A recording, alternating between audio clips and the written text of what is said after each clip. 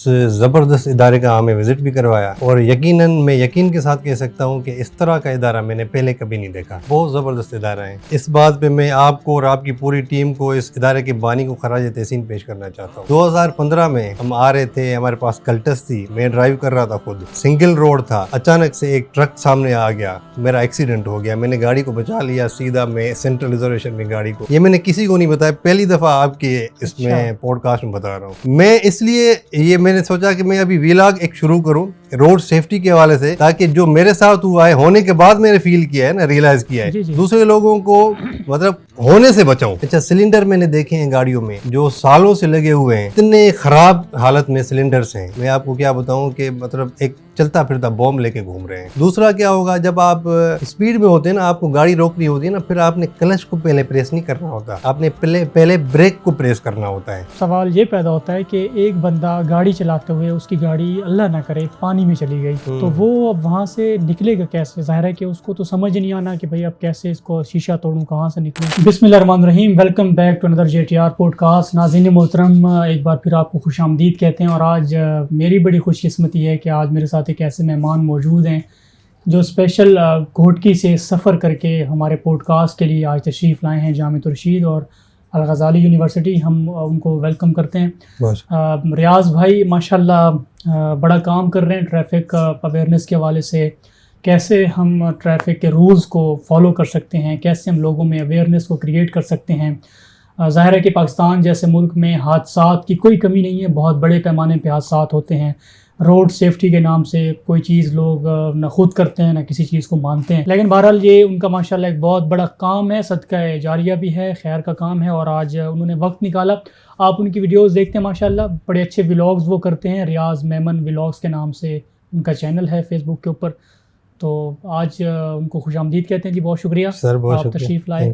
Thank you. सबसे पहले तो रियाज़ भाई ये बताइएगा कि बाई प्रोफेशन आप क्या हैं, आपने कैसे इस व्लॉगिंग का आगाज़ किया? लोग अक्सर आपके कमेंट्स में नीचे लिख रहे होते हैं कि सर आपने बात जो है वो तहकीक से नहीं की, या बाज़ दफ़ा एतराज़ कर रहे होते हैं। तो लोगों को बताएं ज़रा कि आपने इस फील्ड का आगाज़ जब किया तो क्या समझ कर किया और आपके पास क्या इसका नॉलेज है? फ़र्स्ट ऑफ़ ऑल बहुत शुक्रिया नदीम भाई, आपने इनवाइट किया और इस ज़बरदस्त इदारे का हमें विज़िट भी करवाया। और यकीनन मैं यकीन के साथ कह सकता हूँ कि इस तरह का इदारा मैंने पहले कभी नहीं देखा। बहुत ज़बरदस्त इदारा है। इस बात पे मैं आपको और आपकी पूरी टीम को, इस इदारे के बानी को खराज तहसीन पेश करना चाहता हूँ। अच्छा, उसके बाद अगर हम आए रोड सेफ्टी के ऊपर, तो रोड सेफ्टी का ये सारा सिलसिला मैंने क्यों शुरू किया? बाय प्रोफेशन मैं आपको पहले बता दूं कि मैं मोटरवे पुलिस में as a senior patrol officer काम कर रहा हूँ। माशाल्लाह।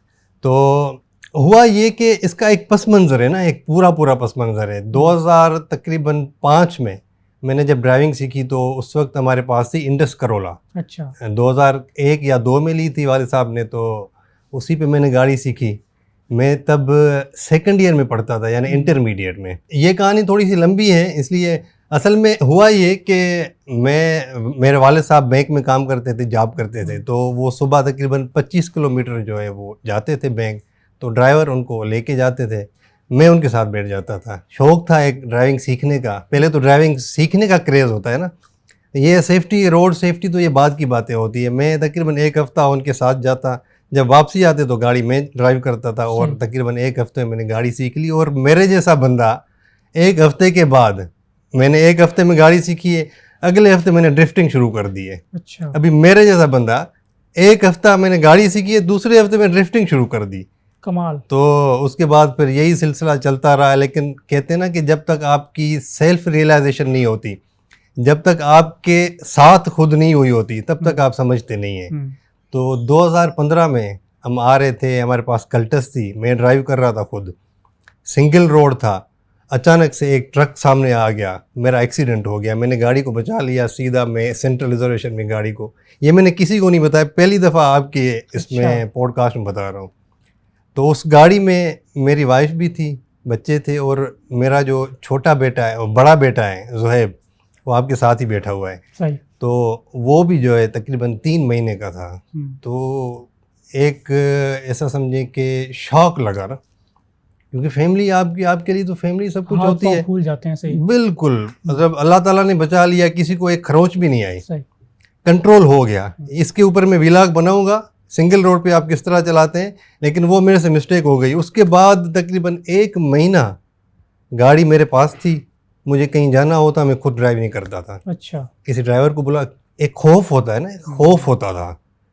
तो फिर तकरीबन मेरी उस वक्त 2015 में ना मोटरवे पुलिस में जॉब भी लगी हुई थी, और हम देखते भी थे आए दिन रोड पे एक्सीडेंट्स होते थे। लोगों की जो है वो एक छोटी छोटी जो होती है ना, छोटी छोटी लापरवाहियाँ, वो उनकी वजह से उनकी जानें चली जाती थी। बिल्कुल।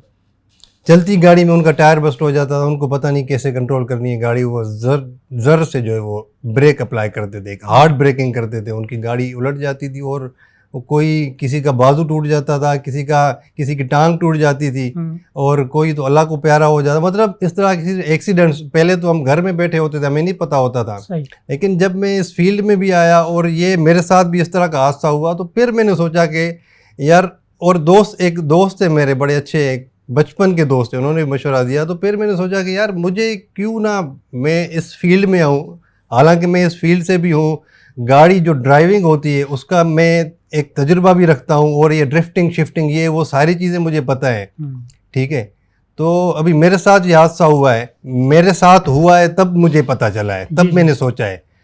मैं इसलिए ये मैंने सोचा कि मैं अभी व्लॉग एक शुरू करूं रोड सेफ्टी के हवाले से, ताकि जो मेरे साथ हुआ है, होने के बाद मैंने फील किया है ना, रियलाइज किया है, दूसरे लोगों को मतलब होने से बचाऊं, उनके साथ कोई हादसा ना हो, इस तरह कोई व्लॉग बनाऊं को रोड सेफ्टी के सब्जेक्ट में। फिर मैंने ये व्लॉग का और ये सारा जो है वो सिलसिला शुरू किया, और अल्हम्दुलिल्लाह इतनी ज़बरदस्त जो है वो एक लोगों ने अप्रिशिएट किया। एक ये तो खुश्क सब्जेक्ट है ना, ये ड्राई सब्जेक्ट है, रोड सेफ्टी को कौन देखता है। मैं देख रहा था कि मिलियन व्यूज माशाल्लाह, मिलियन व्यूज। मैं तो बड़ा हैरान हुआ कि लोगों को इंटरेस्ट, लेकिन सिर्फ लोगों को बताने वाला कोई हो। तो अल्हम्दुलिल्लाह उसके बाद मैंने जब शुरू किया तो आज 3रा साल मुकम्मल हुआ है तकरीबन। तो बड़ी एक तकरीबन फ़ैन फॉलोइंग भी है, लोगों ने बड़ी चीज़ें सीखी हैं, लोग दुआएं करते हैं, मतलब मैं बड़ा मुतमईन हूँ अल्हम्दुलिल्लाह। माशाल्लाह। अच्छा, हम सवाल से शुरू करते हैं। सबसे पहले तो बहुत अच्छा काम माशाल्लाह आप कर रहे हैं, और हम लोगों को ये कहेंगे कि आप ज़रूर इनके पेज के ऊपर जाइए, रियाज मेमन व्लॉग्स के नाम से उनका पेज है, फॉलो कीजिए और अपनी अच्छी अच्छी राय भी दें। और जो आपको कहीं ट्रैफिक के हवाले से मसला पेश आता है तो आप ज़रूर इनसे राय भी लें, और इनकी वीडियोस को शेयर भी किया करें। बहुत अच्छा काम कर रहे हैं माशाल्लाह। सबसे पहले ये जानना चाहेंगे कि एलपीजी और पेट्रोल की जो गाड़ी होती है, इसमें कॉस्ट डिफरेंस के एतबार से आपने एक वीडियो बनाई है, वो बुनियादी डिफरेंस है क्या एलपीजी के ऊपर शिफ्ट हो जाना ये इस वक्त ज़रूरी है या नहीं, लोग करें या ना करें?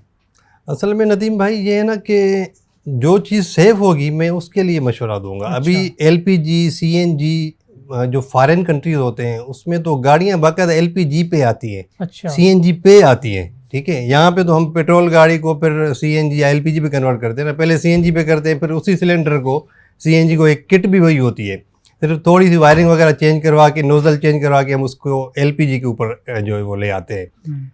हमारा क्या होता है मकसद कि हमें गाड़ी की एवरेज अच्छी मिले, लेकिन बदकिस्मती से हमारे पास कोई इसकी मेंटेनेंस, कोई रेगुलेटरी, इफेक्टिव रेगुलेटरी नहीं है। ठीक है, आप जा रहे होंगे शॉप्स पे, आपको एलपीजी मिल रही होगी, सीएनजी मिल रही होगी, रोड के किनारे पे कोई सेफ्टी नहीं है, किसी को कुछ पता नहीं है।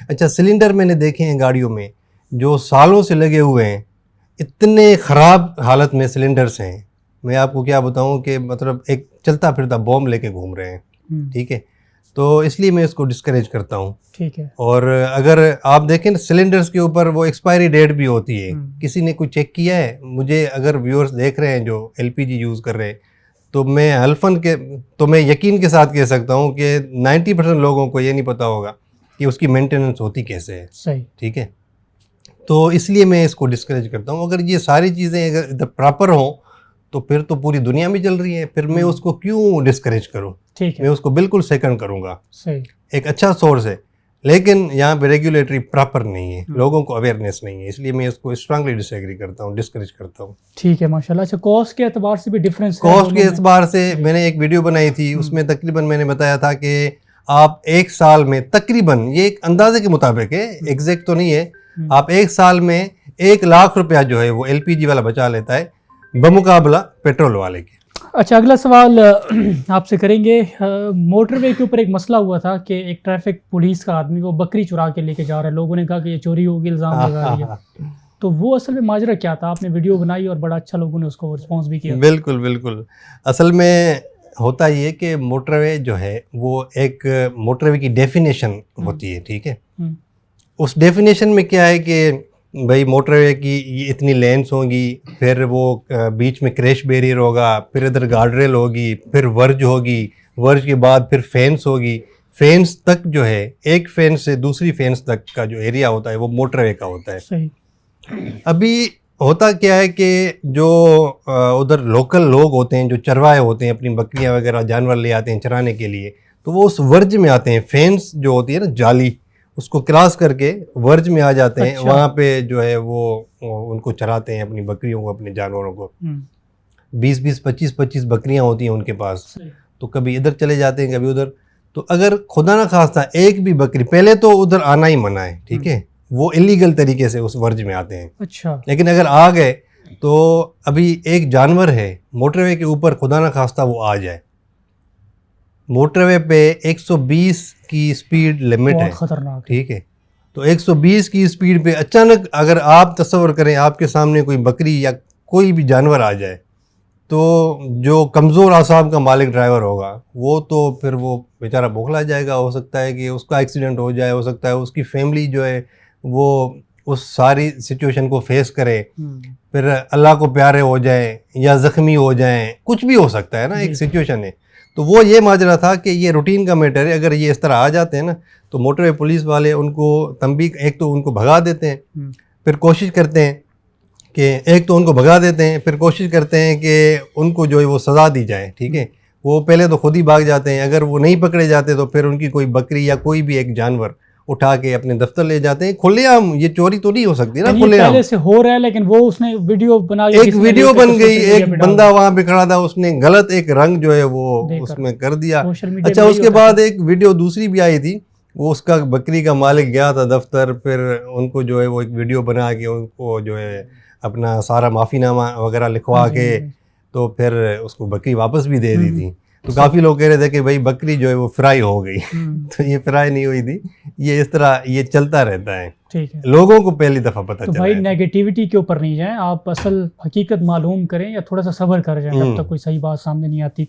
अच्छा, ये एक अलग से मेरा सवाल है कि एक बंदा गाड़ी चलाता हुआ जा रहा है बड़ी स्पीड के साथ, अचानक से कोई जानवर सामने से आता है, तो उस वक्त क्या होगा, क्या करे वो? जाहिर है कि कंट्रोल नहीं होगा, परेशान हो जाएगा, लेकिन बतौर किसी उसूल के आप अगर बताना चाहें कि यार यूं करना चाहिए। नदीम भाई, इसमें ये है ना कि मैं इसके ऊपर वीडियो बना चुका हूँ, ठीक है, और उसमें मैंने बताया था कि 3 काम हैं जो आपने नहीं करने, ठीक है।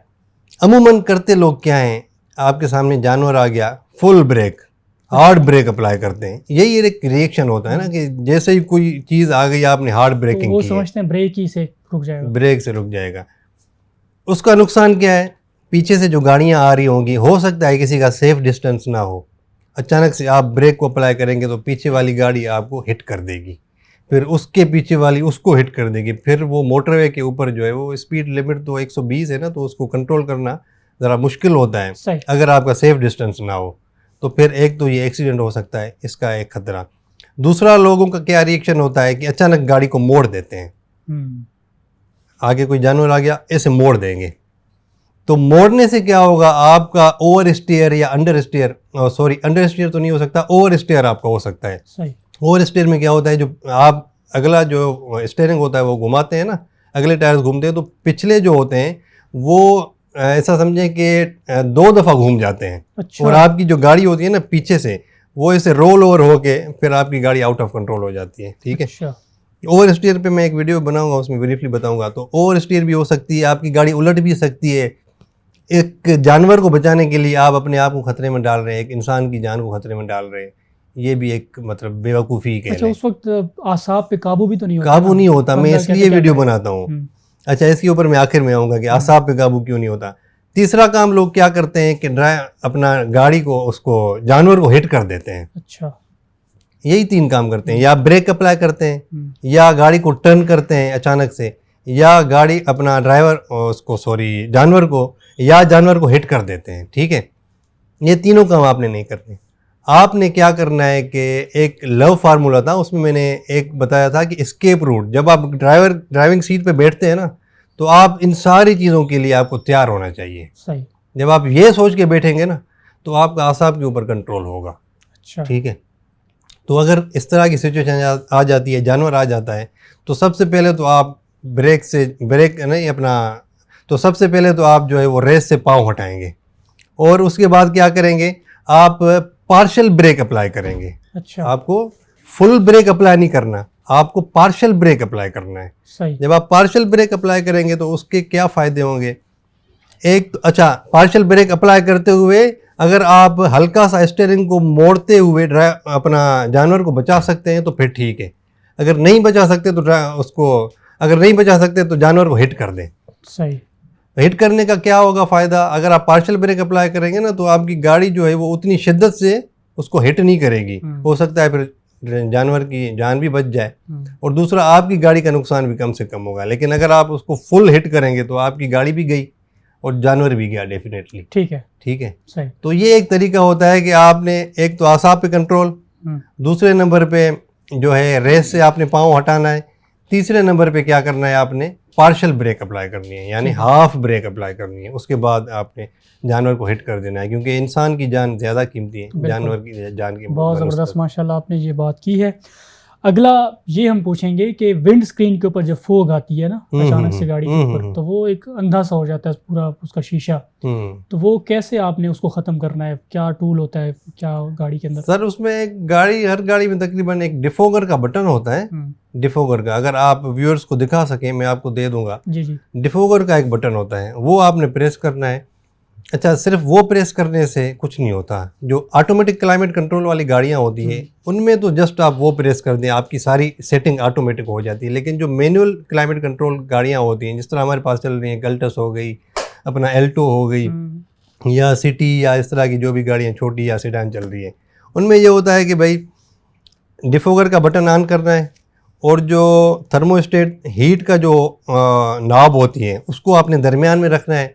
फ़ैन को आपने 2 या 3 पे चला देना है, और डिफोगर को तो आपने ऑन कर ही दिया है। और जो इनर सर्कुलेशन का बटन होता है उसको आपने चला देना है, यानी आउटर सर्कुलेशन, यानी बाहर की जो सर्कुलेशन है वो अंदर जो है उसकी हवा जो है घूमती रहे। ठीक है, तो फिर आप ये काम करेंगे ना, 3 काम करेंगे। एक तो आउटर सर्कुलेशन ऑन रखेंगे, डिफोगर ऑन रखेंगे, और थर्मोस्टेट जो होता है, जो हीट होता है, हीट एंड कोल्ड, उसकी जो नाब होती है वो दरमियान में रखेंगे।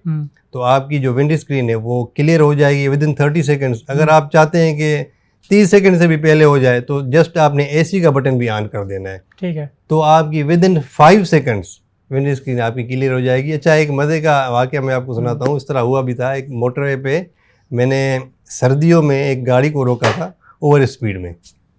तो उन भाई साहब की विंड स्क्रीन सिर्फ ड्राइवर साइड वाली ठीक थी, बाकी सारी फोग जमा थी। सही। पहले तो मैंने उनको चालान किया ओवर स्पीड का फ़ाइन, 2021-22 की बात है। फ़ाइन करने के बाद मैंने उनसे पूछा कि यार आप अभी तो आपने ओवर स्पीडिंग नहीं करनी, आपको फ़ाइन भी हो गया है, लेकिन आप ओवर स्पीडिंग कर कैसे रहे थे? आपकी तो विंड स्क्रीन ही धुंधली है।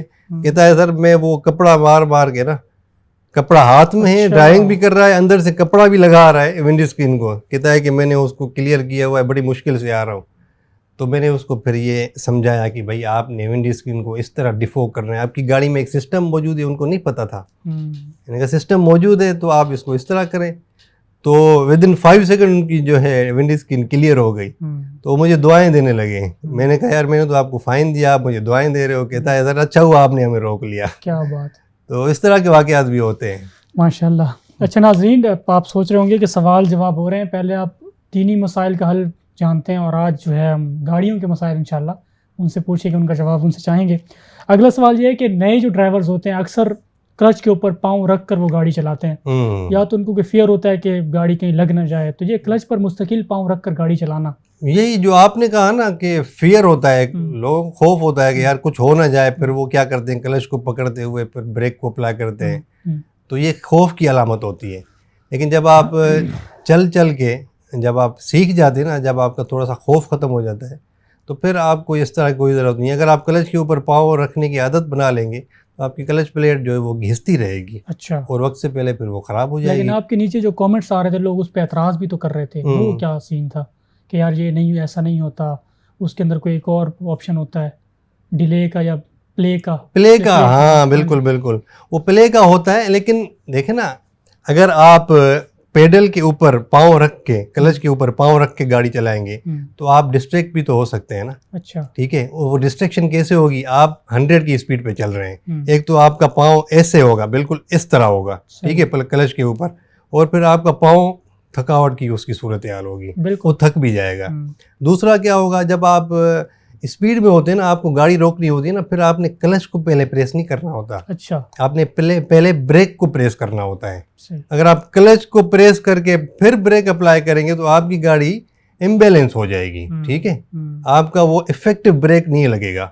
तो इसलिए पहले ब्रेक, उसके बाद क्लच। अच्छा। और ये जो दूसरा सिनेरियो है ना, ये सिटी में आप कर सकते हैं, प्ले को आप यूज कर सकते हैं सिटी में, सिटी की ड्राइव में, क्योंकि ट्रैफिक बहुत ज्यादा होती है, वहां पे आप पहले क्लच को प्रेस करके फिर ब्रेक अप्लाई करते हैं। ठीक है। तो हाईवे पे अगर आप इस तरह करेंगे तो आपका उसके ऊपर पाँव भी होगा, क्लच प्लेट भी जो है वो थोड़ी बहुत घिसती रहेगी, हालांकि प्ले है उसमें, लेकिन फिर भी उसके ऊपर फर्क पड़ता है। ठीक है, किसी का पैर भारी भी होता है ना, तो फर्क पड़ता है। और दूसरा डिस्ट्रैक्शन होगी, तीसरा आपका पाँव जो है वो थकेगा, चौथा आप जब ब्रेक अप्लाई करेंगे तो आप डेफिनेटली पहले क्लच को फिर प्रेस करेंगे, आपकी आदत खत्म नहीं होगी फिर। सही, ठीक है। अच्छा, गाड़ी चलती हुई जा रही है स्पीड में और अचानक से बोनट खुलता है उसका, तो इस सिचुएशन में क्या करना चाहिए जी? नदीम भाई, इसके ऊपर भी मेरी वीडियो बनी हुई है, आपने शायद देखी होगी। मैं सारी वही उठा रहा हूँ। सही, सारी वही उठा रहे हैं। अच्छा, बानट अगर खुल जाए ना, पहले तो बानट खुले क्यों? ये एक वो ड्राइवर ही नहीं है जो जिसका बानट खुल जाए। अच्छा, यानी पहले से उसने चेक करना है पूरा, चेक करना, सारी जरूरी है। हाँ, सारी चीजें चेक करनी है। अगर बिलफर्ज किसी से चले हो जाती है, एक गलती हो जाती है, उसका खुला रह गया है, तो फिर 60-70 की स्पीड जब आपकी होगी ना, तो आपका बानट खुल जाएगा ऐसे। सही। उसका वो जो होता है ना लॉक, जो पहला लॉक होता है वो खत्म हो जाएगा। अच्छा। आपका बानट आके आपकी विंड स्क्रीन के ऊपर लगा, हो सकता है आपकी विंड स्क्रीन ही टूट जाए। लेकिन अगर आप हाईवे पे जा रहे हैं, 100 की स्पीड है और आपका खुल जाता है, तो फिर आप क्या करेंगे, मैं दोबारा बता देता हूँ कि आपने ब्रेक अप्लाई नहीं करनी। सही। जब आप ब्रेक अप्लाई करेंगे तो फिर दूसरी जो पीछे से आने वाली गाड़ियाँ हैं उनको इमरजेंसी सिचुएशन में डालेंगे आप खुद, फिर वो आपको हिट भी कर सकती है, मज़ीद नुकसान हो सकता है। तो होता ये है कि जब आप जा रहे हैं ना, आपका बानट खुलने से पहले आपको सामने तो चीज़ें नज़र आ रही है ना कि एक गाड़ी के मैं कितना पीछे जा रहा हूँ, इसलिए सेफ डिस्टेंस रखना लाजमी होता है। गाड़ियाँ आपको पता होता है, माहौल का थोड़ा सा पता होता है। जब बानट खुले ना, तब आपने वही काम करना है, रेस से पाँव हटा देना है, हल्का ब्रेक अप्लाई करना है, और साइडें जो होती हैं वो तो हमें नज़र आ रही होती हैं, तो लेफ़्ट साइड ख़ास तौर पे आपने देखते हुए, और वहाँ से आपको पीछे की ट्रैफिक भी नज़र आएगी, उसको देखते हुए, इशारा लगाते हुए आप साइड पे हो जाएं और आप गाड़ी को रोक लें। सिर्फ हार्ड ब्रेकिंग आपने नहीं करनी, वो खतरनाक हो सकती है। इस तरह आप उसको कंट्रोल कर लेंगे। सबसे पहले आपने आसाब पे लाजमी कंट्रोल करना है, वो सबसे कंपल्सरी चीज़ है। ड्राइविंग पे आप बैठे, आप हर सिचुएशन के लिए तैयार हैं। मेरे ख्याल से उसकी ट्रेनिंग होनी चाहिए, बाकायदा ड्राइवर। बिल्कुल ट्रेनिंग होनी चाहिए। और आप देखें ना कि हमारे यहाँ क्यों एक्सीडेंट्स की शरह इतनी ज़्यादा है, इसी वजह से, विदाउट ट्रेनिंग, लाइसेंस ही नहीं होता लोगों का। हाँ, लोग बस जो है ना वो ड्राइविंग सीख के इधर उधर से, मेरी तरह जिस तरह मैंने सीखी थी, सारों ने यही सिस्टम चल रहा है, तो फिर वो पढ़ते नहीं है। ठीक है, रूल्स रेगुलेशंस का पता नहीं होता, बस फिर वो जाके एक ड्राइविंग टेस्ट देते हैं और लाइसेंस ले लेते हैं। फॉरेन में इस तरह नहीं है। सही। फॉरेन में जो टेस्ट होता है ना, वो भी बड़ा एक ज़बरदस्त, और वहाँ पे बहुत मुश्किल काम होता है ड्राइविंग टेस्ट पास करना, और यहाँ पे तो आपको पता है कि हो ही जाता है। ठीक है। अच्छा, अब एक सवाल ये पैदा होता है कि एक बंदा गाड़ी चलाते हुए, उसकी गाड़ी अल्लाह ना करे पानी में चली गई, तो वो अब वहाँ से निकलेगा कैसे? जाहिर है कि उसको तो समझ नहीं आना कि भाई अब कैसे इसको शीशा तोड़ूं, कहाँ से निकलूं। पानी भी विद इन मिनट जो है वो उसके अंदर आना शुरू हो जाता है। तो आप क्या समझते हैं कि उसको पहली जो प्रायोरिटी काम करना चाहिए वो क्या है? सर, वही मैं आपको दोबारा बताऊंगा कि आसाब पे कंट्रोल रखना है। सही। ठीक है, रिलैक्स तो आप नहीं हो सकते इस तरह की सिचुएशन में, लेकिन आपको पता हो कि मैंने निकलना कैसे। आप हर सिचुएशन के लिए जब तैयार रहेंगे ना, तब आप ये चीज़ें फिर कर पाएंगे। अभी आप खुदा न खासा किसी गाड़ी पानी में गिर जाती है, तो पानी में जैसे ही गाड़ी गिरती है ना, फ़ौरन से डूब नहीं जाती। सही। उसका सिर्फ अगला हिस्सा डूबने लगता है, क्योंकि अगला हिस्सा वजनी होता है, इंजन वहाँ पे होता है और ये सारी चीज़ें, तो अगला हिस्सा डूबने लगता है। जो पिछला हिस्सा होता है ना, उसको डूबने में कोई टाइम लग जाता है। सही। ठीक है, तो उस उतना टाइम आपके पास होता है, आप गाड़ी से निकल सकते हैं। मिसाल के तौर पे आपकी गाड़ी ऐसे गिरी, आपकी गाड़ी आहिस्ता आहिस्ता पानी में जाएगी और वो भी अगला हिस्सा पानी में जाने लगेगा। उससे पहले अगर आपको इतना कॉन्फिडेंस है, आपका आसाब पे कंट्रोल है, तो फिर आप क्या करेंगे, दरवाज़ा खोल के आप निकल जाएंगे। लेकिन आपकी अगर गाड़ी टायर से ऊपर तक, दरवाजे तक जो है वो पानी में आ गए, तो आपका दरवाज़ा खुलेगा ही नहीं। फिर उस सूरत में क्या करना है, आपने ये शीशा तोड़ना होता है। अच्छा। ठीक है, शीशा तोड़ के आपने गाड़ी से निकलना होता है। अच्छा, वो कैसे तोड़ेंगे? वो जो हेड रेस्ट होती है ना, हेड रेस्ट का जो सीट के पीछे वाला जो जी, उसके पीछे एक स्टील की राड होती है लगी हुई। अच्छा, कुछ गाड़ियों में वो स्टील की राड नहीं भी होती ना, वो फिक्स होता है, हेड रेस्ट उनका फिक्स होता है, निकलता नहीं है। तो फिर वो अपने जो सीट बेल्ट होता है, उसका बकल जो होता है ना, बकल भी वो स्टील का होता है, तो वो एक कोने में उसको मारेंगे तो उसकी जो विंडोज अपना जो शीशा है, विंडो है, वो टूट जाएगी। फिर वहाँ से बंदा निकल सकता है। अगर देर हो गई है, अगला हिस्सा डूब गया है, तो फिर ये होगा कि जो पिछली विंडो स्क्रीन होती है ना, वो अगली विंडो स्क्रीन से कदरे जो है वो कमज़ोर होती है। अच्छा। तो उसको भी आप ऐसे जो है वो किक से उसको तोड़ सकते हैं। वो उसको किक आउट गिलास भी कहते हैं। ठीक है, यानी वो ऐसी सिचुएशन के लिए होता है कि अगर हाँ, वो कमज़ोर होता है। ठीक है, अगर आप नहीं तोड़ सकते ना उसको, तो फिर क्या करेंगे आप, पिछली सीट पे जो अपना सीट बेल्ट होता है, उसका भी बकल आपको पिछली सीट पे मिलता है, आप उससे भी उसको तोड़ सकते हैं। ठीक है, और वहाँ से निकल सकते हैं। लेकिन निकल के फिर जाएंगे कहाँ अगर आपको स्विमिंग नहीं आती? ये भी तो एक बड़ा मसला है। तो इसलिए ड्राइवर को स्विमिंग भी आनी चाहिए। ठीक क्या है, बात है।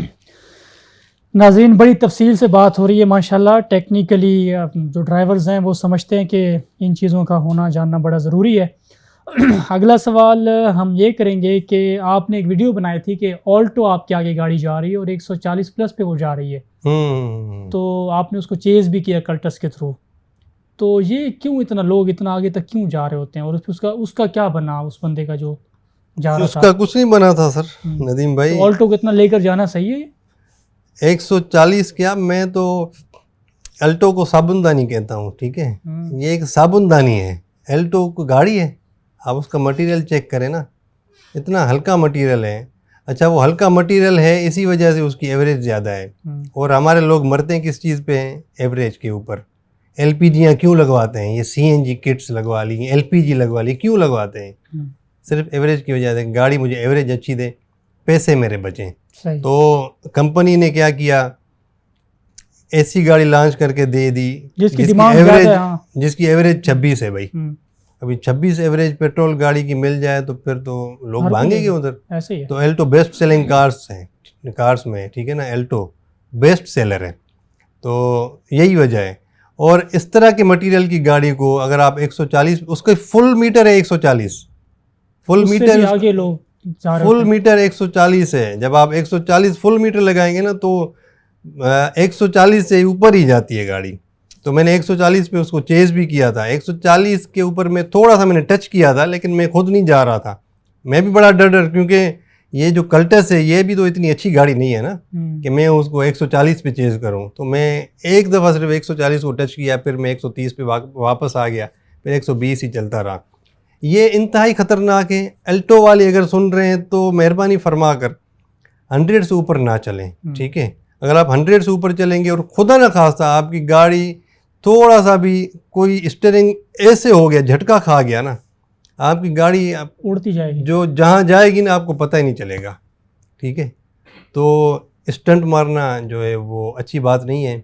गाड़ी में आप ड्राइविंग कर रहे हैं, सोबर तरीके से ड्राइविंग करें। इतनी स्पीड के साथ बचने का चांस बहुत कम हो जाता है। बहुत कम होता है, बिल्कुल बहुत कम होता है। रेयर कोई बंदा बचेगा अगर लगी तो। बिल्कुल। और दूसरा कहते हैं ना कि कुछ लोग कहते हैं कि भाई शायद इमरजेंसी में जा रहे हैं।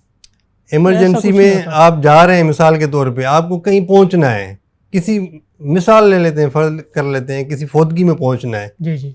तो अगर आपके साथ कुछ हो जाए, आपकी फौतगी हो जाए, फिर सुबह अखबार में आ रहे हो कि भाई चल बसे, तो फिर क्या फ़ायदा। इस तरह इसी वजह से कहते हैं कि बेटर लेट देन नेवर, कभी ना पहुंचने से देर से पहुंचना बेहतर होता है। बेहतरीन, ज़बरदस्त, माशाल्लाह। गाड़ी एक बंदा चलाते हुए जा रहा है, सही, अचानक से गलती से रिवर्स का गियर अप्लाई हो जाता है, तो इसका नुकसान क्या होगा? गियर बक्सा जाएगा या कोई और नुकसान? सर ये दो सिनेरियोज हैं, एक मैनुअल का है, एक ऑटोमेटिक गाड़ी का है। ठीक है, मैनुअल में ये होता है कि आपका गियर लगेगा ही नहीं रिवर्स। ठीक है, जब आप रिवर्स पे डालेंगे ना, चलती आपकी गाड़ी जा रही है 60-70 पे, आपने चौथे की बजाय ऐसे रिवर्स में चले गए, जब आप रिवर्स में जाएंगे तो आपको एक बेट साउंड देगी गाड़ी, अच्छा, जाएगी नहीं। अगर फिर भी आप ऐसे जल्दी से जाते हैं तो फिर तो गियर बॉक्स का सत्यानाश हो जाएगा, ख़त्म हो जाएगा, टूट जाएगा, जाहिर है। लेकिन आप अगर उसको ज़बरदस्ती नहीं करते तो आपको उधर ही पता चल जाएगा कि गलत गियर डाल रहा हूँ। ठीक है, तो आपका थोड़ा बेट साउंड आएगा। और ऑटोमेटिक में ये होता है कि जब आप रिवर्स में चले जाते हैं ना, काफ़ी गाड़ी में ये फीचर होता है, गलती की गुंजाइश है। गाड़ियाँ भी जब बनती हैं ना तो वो टेस्टिंग के मराइल से निकलती हैं। अल्टस करोला में मैंने ये चेक किया है, चलती गाड़ी में रिवर्स गियर लगाया था, कुछ भी नहीं हुआ, सिंपल सी बीप की आवाज़ आई और पता चल गया कि यार मेरे से गलती हो गई है, फिर मैंने झट से डी पे डाल दिया गियर। और कल्टस पे मैंने किया नहीं है, लेकिन मैं उसका मैनुअल बुक जो होती है ना वो मैंने पढ़ी है, उसमें भी यही लिखा हुआ है कि कुछ भी नहीं होगा, बीप की आवाज़ आएगी और आपको पता चल जाएगा, फिर आप फ़ौरन से डी में आ जाएंगे। अच्छा, मोटरवे के ऊपर गलती से बंदा इंटरचेंज क्या होता है उससे आगे निकल जाता है, तो इंटरचेंज से आगे निकलना, उसके लिए फिर उसको अगर वापस आना है, वापस आएगा या आगे जाएगा या रुक जाएगा, हेल्पलाइन को फ़ोन करेगा, कॉल करेगा, क्या करना है? नदीम भाई, जब आप इंटरचेंज क्रॉस करके चले जाते हैं ना तो मोटरवे के ऊपर रिवर्स अलाउड नहीं है। अच्छा, रिवर्स आना अलाउड नहीं है। अगर आप 1-1.5-2 किलोमीटर चले जाते हैं तो आप तो रिवर्स आ ही नहीं सकते, और रॉन्ग साइड आना तो इंतहाई ख़तरनाक और जो है वो सीधी सी वायलेशन है। ठीक है, तो वो तो उसका तो तस्वर ही नहीं है। उस सूरत में क्या होगा, मोटरवे पुलिस जो है वो वहाँ पे मौजूद होती है। मोटरवे पुलिस के ऑफिसर्स तकरीबन 50 किलोमीटर के एरिया में 4 से 5 मोबाइल्स जो है वो गश्त कर रही होती हैं। ठीक है, आप 130 टोल फ्री नंबर है, आपको फ्री में कॉल लगेगी, आपकी 130 हेल्पलाइन पे कॉल करें, उनको बताएं अपना मसला। वो अगर आप देखते हैं कि इंटरचेंज ज़्यादा दूर है तो फिर आप उनको कॉल करके बुला लें, मोटरवे पुलिस की गाड़ी आ जाएगी, वो आपको असिस्ट करेगी। या तो अगर आप थोड़ा सा आगे गए होंगे तो वो आपको अपनी निगरानी में शायद रिवर्स भी करवा लें, नहीं तो फिर यू टर्न्स वगैरह कहीं पे होते हैं, उनको पता होता है, मोटरवे पुलिस को पता होता है कि कहाँ पे यू टर्न्स हैं और यू टर्न की SOP क्या है, किस तरह लें। वो बड़ा मोटरवे के ऊपर यू टर्न लेना एक जो है ना वो आम बंदे का काम नहीं है, ये प्रोफेशनल बंदे का काम है। गाड़ियाँ बड़ी स्पीड से आ रही होती हैं तो फिर वो आपको शायद यू टर्न करवा दें, यानी आपके मसले का हल फिर वही निकाल सकते हैं। आपने खुद से उसको रिवर्स नहीं करना, खुद से नहीं करना। लेकिन आप देखते हैं अगर कि भाई जिस तरह M9 पे है इंटरचेंज करीब है, M2 पे आप चले जाएं कि कहीं कहीं पे तो 5 किलोमीटर के बाद भी इंटरचेंज है M2 पे, 5, 7, 8 किलोमीटर, 10 किलोमीटर मैक्सिमम उसके बाद आपको इंटरचेंज मिल जाती है। तो उस सूरत में आप अगले इंटरचेंज से वापस आ जाएं, आपको 10-12 किलोमीटर एक्स्ट्रा पड़ जाएंगे। लेकिन अगर जिस तरह M5 है वहाँ पे क्या है कि 50-50 किलोमीटर के बाद इंटरचेंज है, क्योंकि अभी बना है जो है वो एक्स्ट्रा जो इंटरचेंजेस है वो बनी नहीं है अभी तक। तो वहाँ पे आप ये कर सकते हैं कि मोटरवे पुलिस को कॉल करें, वो आपको असिस्ट करेंगे, हेल्प करेंगे। ज़बरदस्त हो गया। हम जब गाड़ी में बैठते हैं ना, अक्सर फील्ड के लिए जाना होता है, मीडिया के कामों के लिए, तो अक्सर ना अचानक से गाड़ी में बैठते हैं, बहुत गर्म होती है, AC चलता है तो उसके बाद भी जाके आधे घंटे बाद वो ठंडी होती है। तो इसका कोई मेथड, कोई फार्मूला आपके पास है कि फ़ौरन से गाड़ी ठंडी हो जाए, कोई ऐसा कोई काम? इसके बड़े फार्मूले हैं। अच्छा, हाँ, बता दें ताकि सुन रहे हैं, ताकि ठंडी गाड़ी इनको फौरी मिले। होता ये कि जब आप गर्मियाँ हैं ना, ज़ाहिर है इतनी तेज़ धूप हो रही होती है, अगर आपकी गाड़ी धूप में खड़ी है तो आप जब जाएंगे तो आप तो बैठ ही नहीं पाएंगे।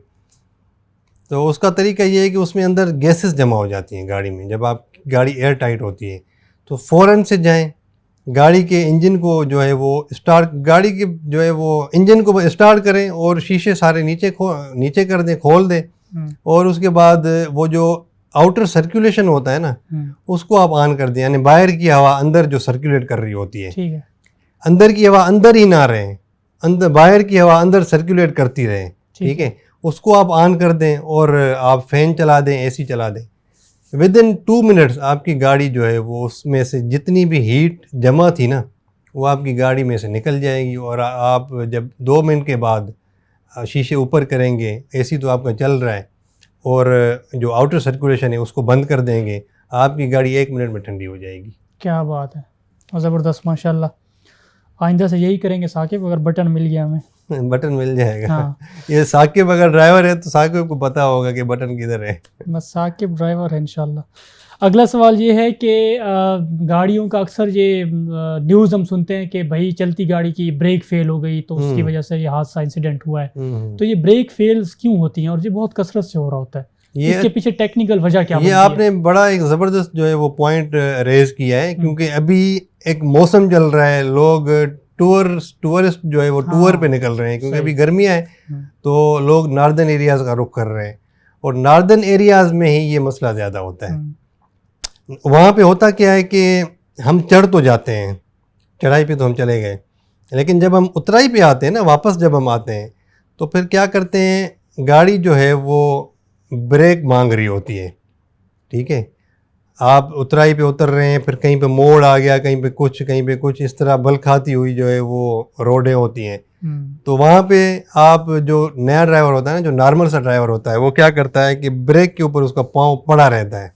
अच्छा। ब्रेक का आसरा भी करता आता है, ब्रेक भी लगाता आएगा, और वो अक्सर बड़े गियर में चल रहा होता है, तीसरे गियर में चल रहा होता है, चौथे गियर में चल रहा होता है।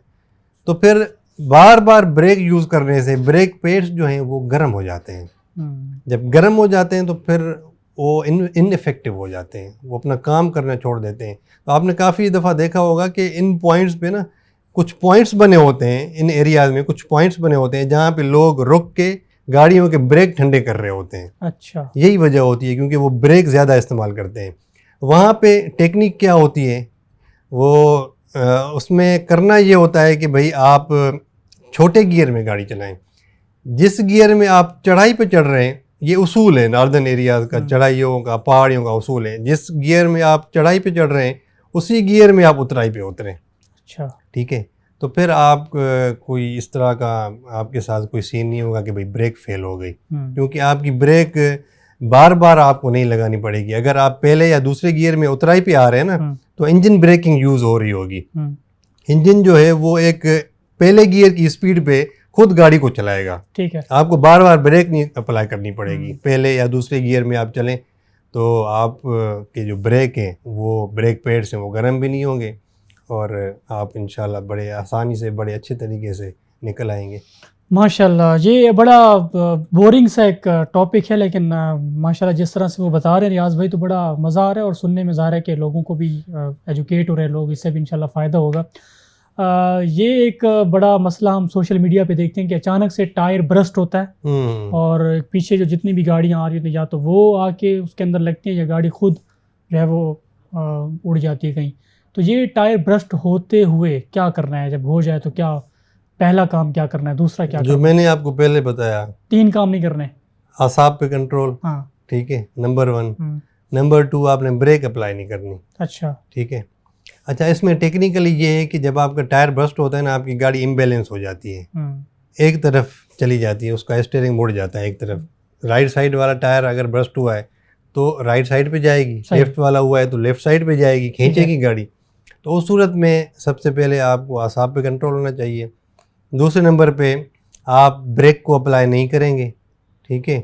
स्टीयरिंग को मजबूती से पकड़ेंगे, आप अपनी गाड़ी को अनकंट्रोल नहीं होने देंगे, ठीक है। आपकी अगर स्टीयरिंग आपका कंट्रोल से बाहर चला गया तो आपकी गाड़ी जो है वो फिर कहीं भी जा सकती है, कंट्रोल नहीं होगी। तो उस सूरत में क्या करना है, सिर्फ रेस से पाँव हटा देना है, ठीक है।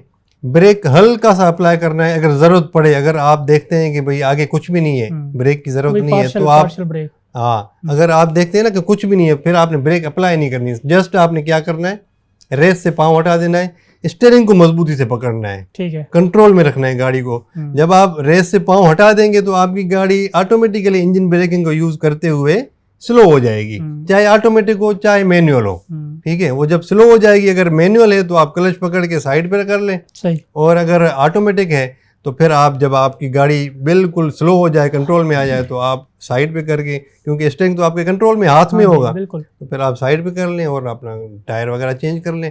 अगर आप ब्रेक अप्लाई करेंगे तो आपकी गाड़ी उसी टाइम उलट जाएगी, ये डेफिनेटली होगा। और ये किस्सा मैंने देखा हुआ है, इसके ऊपर एक वीडियो भी मैंने बनाई थी। एक लैंड क्रूज़र थी मोटरवे के ऊपर, उसका टायर बर्स्ट हुआ था, मैंने उसकी वीडियो बनाई थी। फिर उसमें उन भाई साहब को बताया था जिसका एक एयरबैग खुला था, शायद आपने देखी हो, वो तकरीबन 10 मिलियन व्यूज़ पे चली गई थी। ऐसा ही है, ठीक है। तो उस वीडियो को जो है काफ़ी लोगों ने देखा था, काफ़ी लोग उससे सीखे भी थे। और उसमें जो ड्राइवर था उससे भी यही गलती हुई थी एग्जैक्ट। वो बता रहा था कि मैंने ब्रेक को अप्लाई किया था, तब जाके गाड़ी मेरी अनकंट्रोल हुई है, इम्बैलेंस हुई है। माशाल्लाह, तो ये नहीं करना चाहिए। बहुत ज़बरदस्त। नाज़रीन मोहतरम, बड़ी अच्छी बातें हैं, बहुत सारे सवालात हैं। ज़ाहिर है कि पूरी एक इंडस्ट्री है, इसके ऊपर बात होनी चाहिए, लेकिन टाइम उसको भी देखना होता है। इंशाल्लाह हम दोबारा कभी इनके साथ बैठेंगे, रियाज भाई के साथ। और अब तक मेरे ख्याल से 15 से 20 सवालात हमने अल्हम्दुलिल्लाह पूछे हैं। इनके शॉर्ट क्लिप्स भी आपको अलग अलग से बना के देंगे अपने पेज के ऊपर, चैनल के ऊपर इंशाल्लाह ऑन एयर करेंगे। तो इजाज़त चाहते हैं, रियाज भाई का बहुत शुक्रिया, बहुत किसी तशरीफ़ लाए सिर्फ हमारे पॉडकास्ट के लिए। तो इंशाल्लाह दोबारा खिदमत में हाज़िर होंगे किसी नए मेहमान के साथ, नए पॉडकास्ट में। इजाज़त दीजिएगा, अल्लाह हाफ़िज़।